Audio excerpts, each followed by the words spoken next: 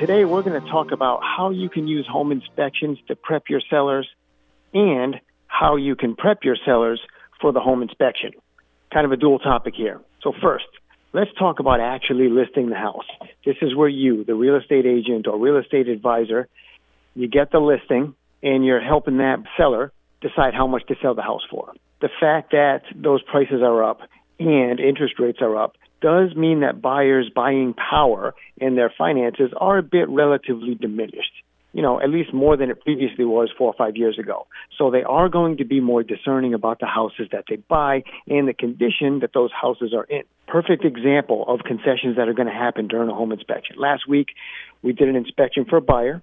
We went through and looked at the house, explained everything that was wrong with them, and the house had some structural issues with the chimney. It had some wood rot on the exterior. Nothing earth-shattering, but there was a bunch of carpentry needed. The boiler was working, but it was old, among other things.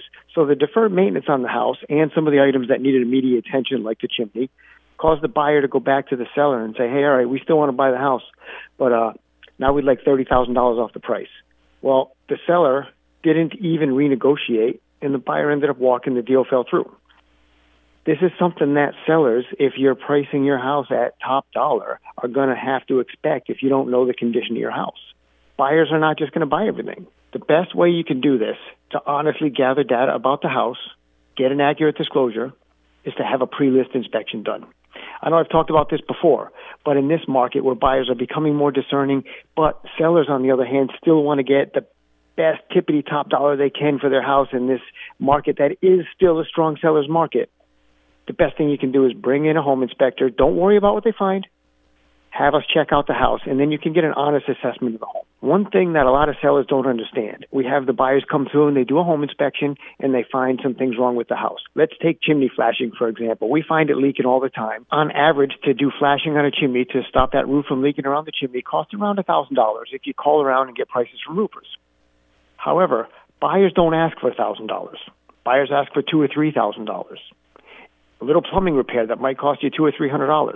Buyers are not going to ask the seller for $200 or $300. They're going to ask the seller for $600 or $900. On average, I did read somewhere that buyers, when they're negotiating with a seller and they're negotiating dollars after the inspection, they're leaving themselves a cushion because they don't want to get jammed up. They're going to ask for 2 to 3 times what they think that repair actually costs. Now, the sellers can negotiate that and be like, all right, well, we'll just take the hit. We'll pay you 3 times what flashing costs, and we'll pay you 3 times what that little leak over by the boiler costs, and we'll just wash our hands of it and move on. Or they could have done a pre-listing inspection and maybe fix those things for the real cost that they actually cost to repair and, not be held hostage by not wanting to put the house back on the market. Or they could have just disclosed some of those things and taken the buyer's leverage to negotiate them away. Never have I ever done a pre-list inspection that has not paid for itself multiple times over by accurate disclosure or performing repairs that were coming due. Now, negotiating after the inspection. Well, the buyer's going to do their inspection because they're not waiving them anymore. We already talked about that. Tell the seller they're going to probably have to negotiate. Stuff comes up.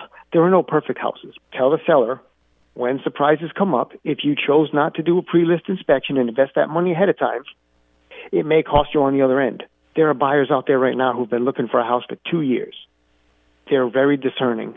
As interest rates jumped a little bit last year, they're willing to continue to wait. So they're willing to walk away. The sellers don't have 100% control over the situation anymore. So just prep them that if you don't negotiate reasonably with a buyer, they're probably just going to walk away and go look at another house, and you're going to have to put the house back on the market.